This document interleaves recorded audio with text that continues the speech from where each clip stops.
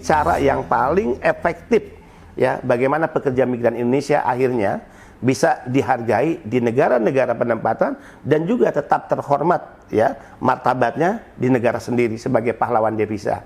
Karena mereka sesungguhnya penyumbang devisa terbesar kedua setelah sektor migas di negara ini. Setiap tahun mereka menyumbangkan 159,6 triliun kepada negara ini, sehingga layak sebagai pihak penyumbang devisa terbesar kedua di negara ini, mereka mendapatkan perlakuan hormat negara.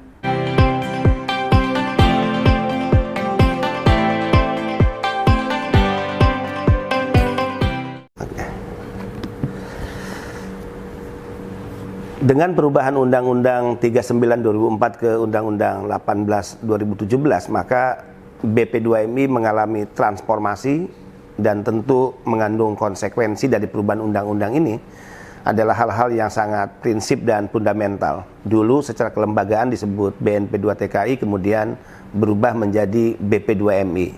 Dulu fokus dari lembaga ini adalah penempatan dan juga pelindungan. Tapi di undang-undang baru titik tekan kita lebih kepada pelindungan, walaupun aspek penempatan tetap juga menjadi fokus dari Badan Pelindungan Pekerja Migran Indonesia. Hal-hal yang sangat fundamental di perubahan Undang-Undang 18 2017 adalah pelindungan negara dulu hanya dilakukan kepada pekerja migran Indonesia.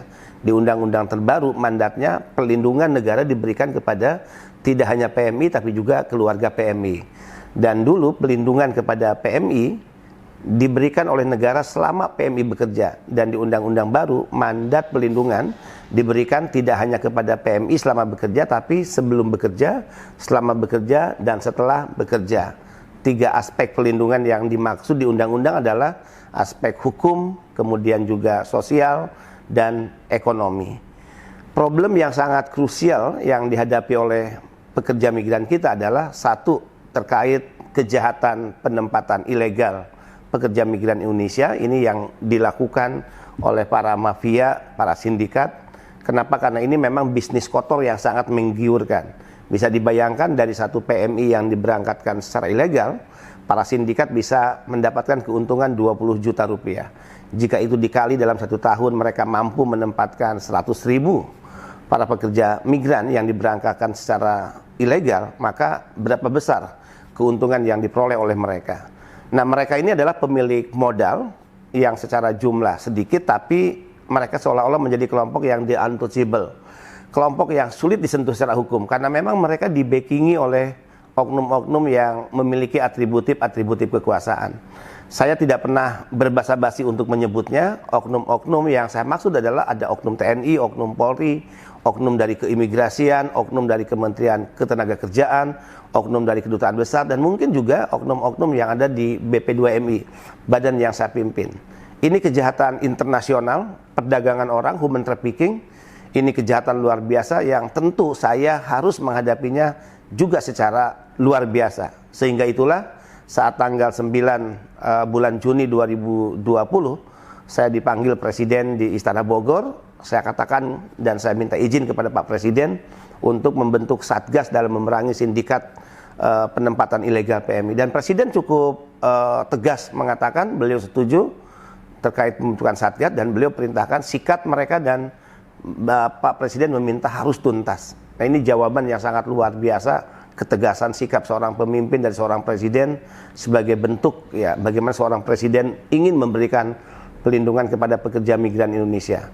Kejahatan penempatan ilegal ini tentu tidak bisa dibiarkan. Jika kita membiarkan, maka itu artinya negara kalah.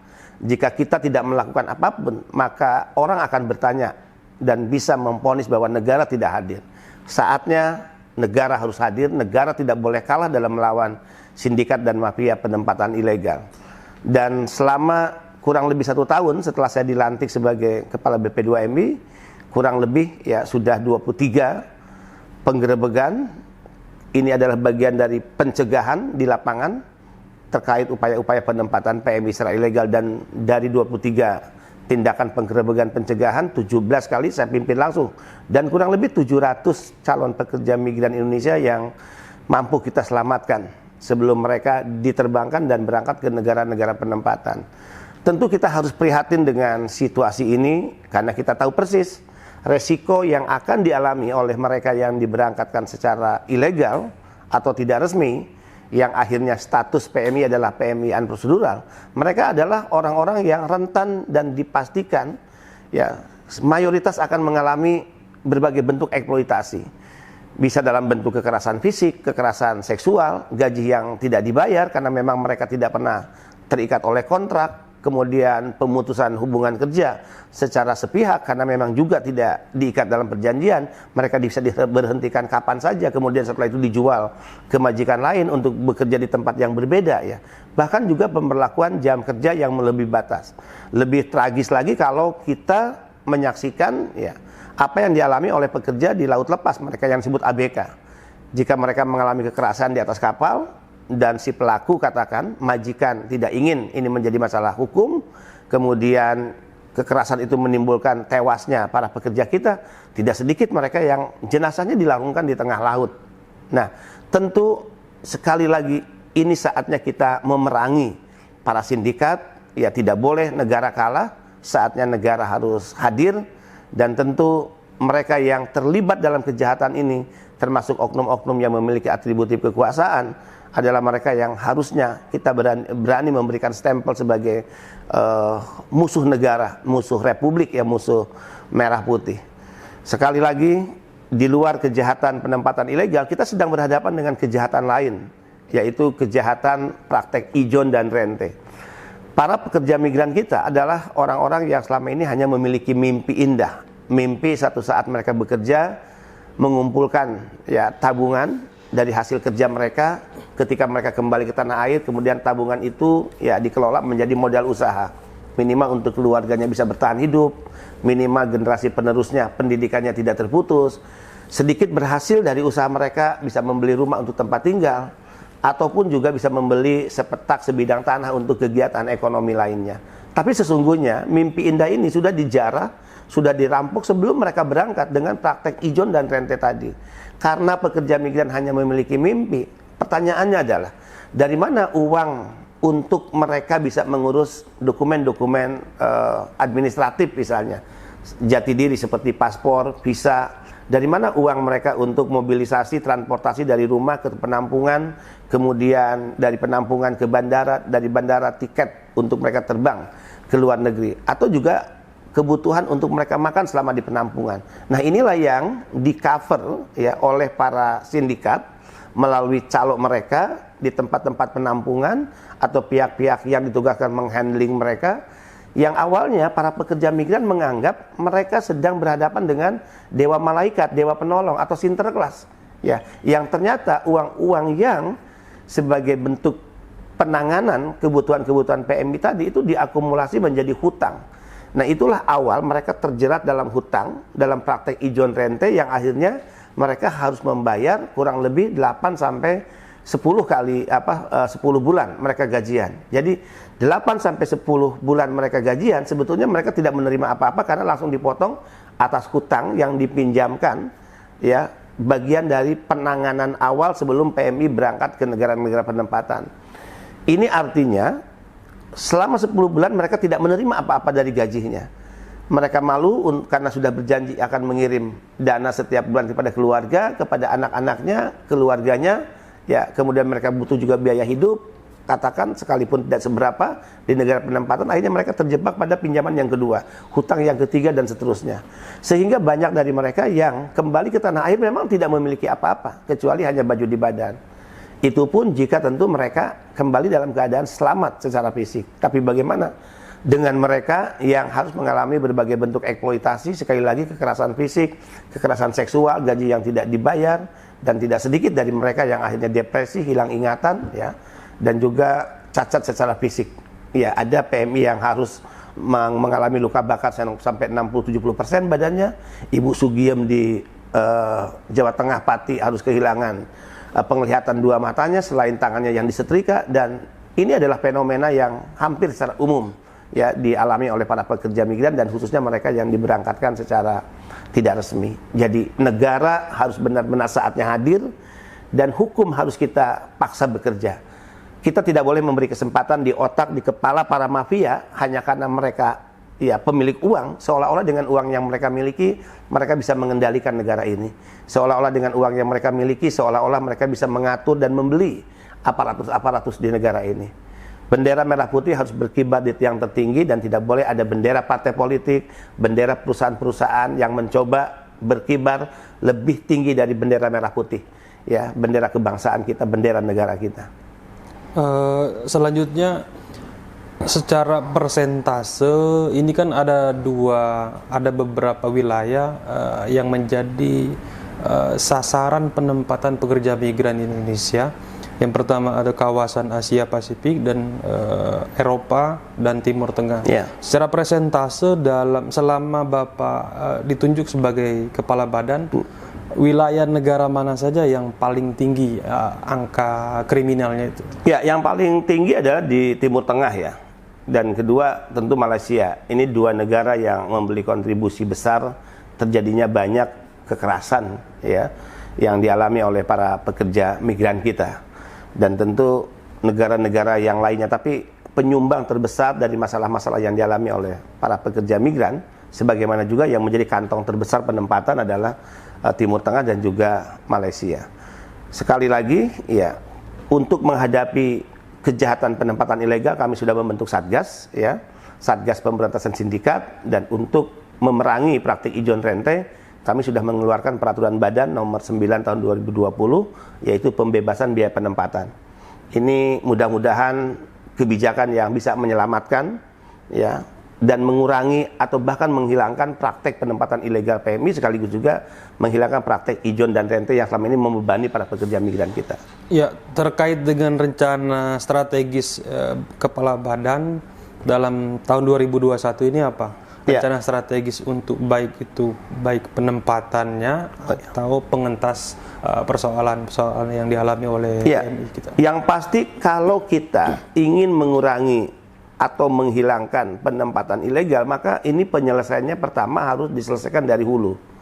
Ya, sehingga di 2021 ini saya turun ke 23 provinsi untuk melakukan sosialisasi terkait Undang-Undang 18 2017. Nah, undang-undang yang sangat progresif ini dulu seolah-olah masalah PMI atau dulu disebut TKI, ini adalah urusan Jakarta, ini urusan pusat. Selain tentu urusan dari Kementerian Luar Negeri. Nah, Undang-Undang 18 ini jelas memberikan mandat di mana ada peran provinsi, kabupaten kota, dan bahkan desa. Sehingga sinergi dan juga kolaborasi pusat dan daerah, selain tentu antar kementerian dan lembaga di pusat ini menjadi penting. Ada kewenangan, ada tugas tertentu yang diberikan kepada masing-masing pihak. Pertama, kalau penyelesaian dari hulu, maka akses informasi terkait lapangan kerja ini harus dibuka seluas-luasnya agar masyarakat menjadi kelompok ya yang bisa memiliki akses yang cukup terkait informasi tentang lapangan kerja. Ya, pekerjaan misalnya apa di negara mana, syarat-syarat yang harus dipenuhi apa saja, pendidikan dan pelatihan apa saja yang harus diikuti oleh masyarakat ya terkait pilihan-pilihan sektor pekerjaan yang mereka inginkan misalnya. Dan kedua, tentu selain ya akses informasi, masyarakat juga harus mendapatkan edukasi. Selain itu mengikuti pendidikan dan pelatihan terkait sektor pekerjaan yang mereka pilih. Akhirnya mereka memiliki keahlian, keterampilan di bidang tertentu, mereka memiliki kemampuan berbahasa, mereka juga harus mengerti tentang kultur budaya di negara penempatan di mana mereka bekerja, dan mereka juga harus orang-orang yang siap secara fisik dan mental ya saat mereka akan berangkat ke luar negeri dan selama bekerja di luar negeri.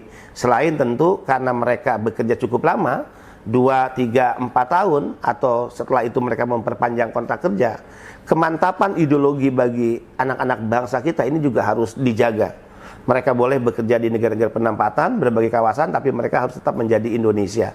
Mereka harus tetap Pancasila, mereka harus tetap merah putih.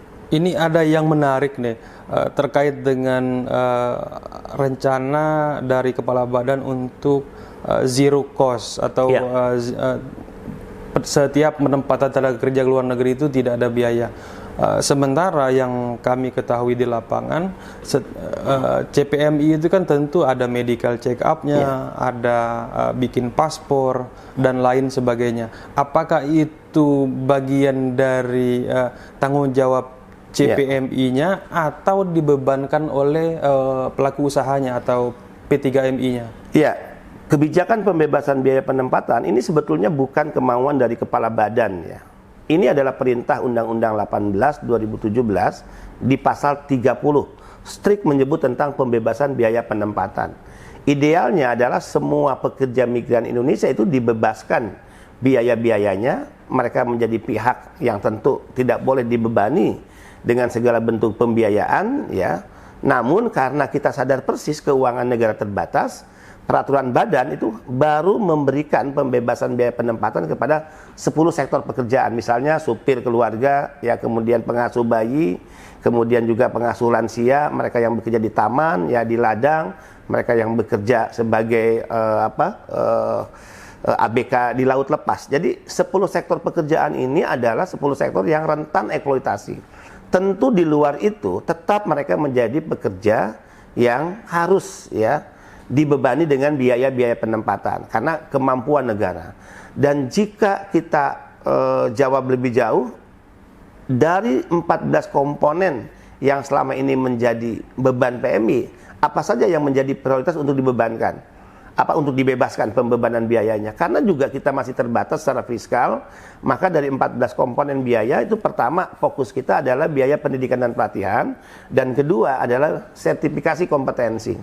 Ada hal yang keliru yang sengaja oleh pihak-pihak tertentu disesatkan informasinya, seolah-olah pembelaan negara untuk meringankan, membebaskan biaya yang menjadi beban PMI selama ini untuk 2 komponen tadi, kemudian ini berpindah menjadi beban dari pengguna. Nah, ini salah. Justru apa yang menjadi beban PMI sebagaimana peraturan badan itu dibebankan atau diambil alih tanggung jawabnya oleh negara. Oleh siapa? Oleh pemerintah daerah.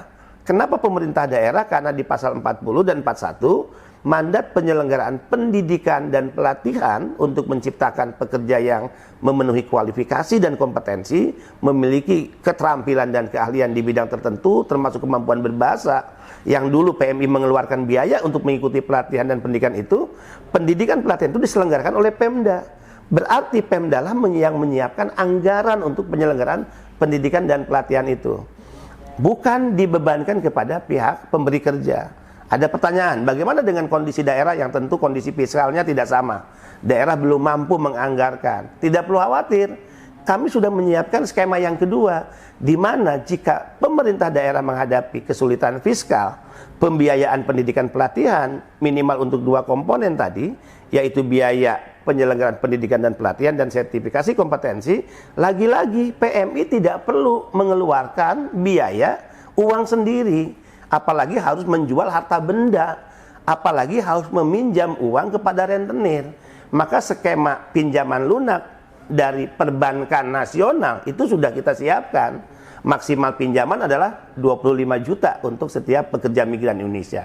Ini sangat membantu pekerja migran Indonesia, dan tentu kita tidak menginginkan ada pihak-pihak yang sengaja menyesatkan informasi, menghasut PMI ya seolah-olah beban ini dibebankan kepada pemberi kerja.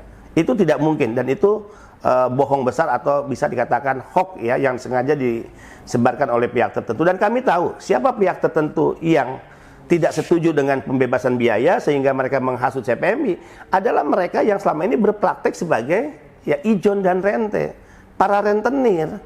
Karena logikanya begini, kalau PMI selama ini dipinjamkan oleh mereka dengan nilai katakan 25 juta, tiba-tiba kita menanggulangi ya sebesar 10 juta, ini ilustrasi, sehingga mereka ya tidak punya peluang untuk meminjamkan lebih besar. Dengan meminjamkan lebih besar kepada PMI, keuntungan mereka juga lebih besar. Jadi ini keuntungan yang sedikit berkurang dari praktek ijon dan rente yang tentu peraturan badan ini tidak mereka kehendaki, tidak mereka sukai, dan mereka marah dengan kebijakan ini. Oke, berarti setiap CPMI itu kembali ke daerah asalnya masing-masing ya. Nah, selanjutnya ini kan dalam beberapa minggu terakhir ini viral di media massa dan baik itu media sosial maupun media online, ada beberapa artikel itu menjelaskan bahwa ada beberapa PMI purna yang di karantina setiap mereka pulang dari negara penempatan itu ada kayak semacam pungli di sana. Yeah. Apakah sudah ada peninjauan dari kepala badan atau timnya atau bagaimana? Berita minggu terakhir terkait pemalakan yang dialami oleh pekerja migran Indonesia yang dilakukan oleh oknum-oknum tertentu itu mengundang kemarahan saya sebagai kepala badan, dan saya katakan apapun bentuk perlakuan yang tidak menyenangkan kepada PMI, apalagi dalam bentuk pemalakan salah satu ya, ini adalah penghinaan terbesar karena PMI tegas saya katakan berulang-ulang mereka adalah pahlawan devisa, dan pahlawan devisa selayaknya dia mendapatkan perlakuan hormat negara. Tidak boleh ada perlakuan-perlakuan yang tidak menyenangkan dan dalam bentuk penghinaan apapun ya. Sehingga saya katakan saya akan segera ketemu Panglima ya sebagai penanggung jawab di Wisma Atlet untuk ya menertibkan Wisma Atlet agar Wisma Atlet benar-benar difungsikan sebagai tempat pelayanan bagi kesehatan warga negara termasuk PMI, dan bukan sebagai tempat kegiatan bisnis bagi siapapun. Dulu pernah ada peristiwa misalnya ketika kami kerjasama dengan Damri ya, di mana Damri akan mengangkat antar jemput PMI dengan gratis, dan jika keluar daerah akan berbayar dengan harga yang normal, tiba-tiba Damri dilarang masuk ke Wisma Atlet. Justru yang berkeliaran adalah ratusan setiap hari taksi-taksi gelap. Nah ini bisnis yang dimotori oleh siapa? Bisnis yang kemudian direstui oleh siapa? Sehingga waktu itu saya koordinasi dengan Pak Muldoko sebagai KSP, dan kemudian Pak Muldoko kontak Pangdam Jaya saat itu, dan Pangdam Jaya berkomunikasi dengan saya, dan alhamdulillah diambil tindakan oleh Pangdam Jaya, dilakukan penertiban. Tiba-tiba sekarang sudah hampir tahun terjadi lagi peristiwa yang kurang menyenangkan. Tentu kita menginginkan sekali lagi Wisma Atlet benar-benar menjadi kegiatan dalam hal penanganan COVID-19 untuk menjamin kesehatan setiap warga negara termasuk PMI, dan tentu tidak menjadi kegiatan dan ladang bisnis dari pihak-pihak tertentu yang menyalahgunakan keberadaan Wisma Atlet. Oke, closing statement Bang, terkait dengan apa namanya itu, ini kan PMI ini kan pahlawan devisa. Ya. Selanjutnya apa sih sehingga dibikin kayak semacam slogan sehingga setiap CPMI itu bukan berangkat ke luar negeri itu bukan menjadi alternatif, sehingga mereka itu merubah mindset mereka, berangkat ke luar negeri itu adalah cita-cita. Ya, kita menginginkan pada suatu saat, pada satu titik tertentu, idealnya negara kita jika sudah ya memiliki lapangan pekerjaan yang sangat besar dan terbuka, tentu tidak ada lagi orang Indonesia yang menggantungkan harapan hidupnya di luar negeri ya. Sebagai pekerja migran Indonesia khususnya mereka di sektor domestik ya. Tapi karena kondisi negara kita di mana angka pengangguran semakin meningkat karena pandemi, lapangan kerja juga yang sangat tinggi, kemudian adanya demand juga yang sangat besar ya terkait kebutuhan lapangan pekerjaan, kemudian ada tuntutan juga kebutuhan ekonomi yang mendesak masyarakat kita, sehingga penempatan ini kan menjadi seksi ya. Nah sebetulnya negara berkewajiban untuk menyediakan lapangan pekerjaan yang layak, karena setiap warga negara berhak mendapatkan pekerjaan yang layak, yang itu harus difasilitasi oleh negara. Karena lapangan kerja di negara kita terbatas, maka kita tidak boleh melarang adanya keinginan warga negara untuk bekerja di luar negeri, sepanjang negara memberikan fasilitasi yang baik, fasilitas istimewa bagi mereka. Kemudian PMI tidak berangkat dengan cara-cara yang di luar undang-undang sehingga mereka bisa dikatakan ditempatkan secara ilegal. Nah ini yang harus dihindari. Yang kedua, anak-anak bangsa yang berangkat bekerja tidak boleh memiliki mental sebagai pengemis pekerjaan, sehingga mereka adalah orang-orang yang harus kita persiapkan memiliki kualifikasi kompetensi. Dengan cara apa? Dengan cara mereka harus mengikuti pendidikan dan pelatihan agar mereka memiliki keahlian, kemampuan berbahasa dan lain-lain. Ya ini capacity building yang memang harus didesain dan diciptakan oleh negara, sehingga setiap anak bangsa yang berangkat ke luar negeri memiliki mental bahwa mereka adalah orang-orang yang memiliki keahlian, keterampilan, yang karena keahlian dan keterampilan itulah mereka harus dihargai. Oleh siapa? Oleh pihak yang mempekerjakan, baik perseorangan maupun perusahaan, sehingga mereka dimanapun bekerja akan mewakili Indonesia sebagai duta bangsa, duta negara. Nah sehingga inilah yang ingin kita ciptakan ke depan.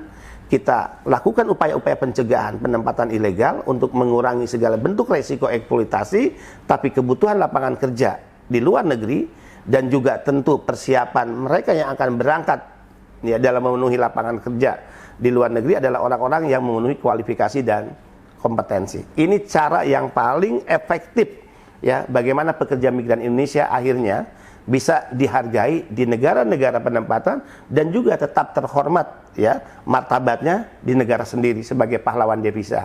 Karena mereka sesungguhnya penyumbang devisa terbesar kedua setelah sektor migas di negara ini. Setiap tahun mereka menyumbangkan 159,6 triliun kepada negara ini, sehingga layak sebagai pihak penyumbang devisa terbesar kedua di negara ini, mereka mendapatkan perlakuan hormat negara.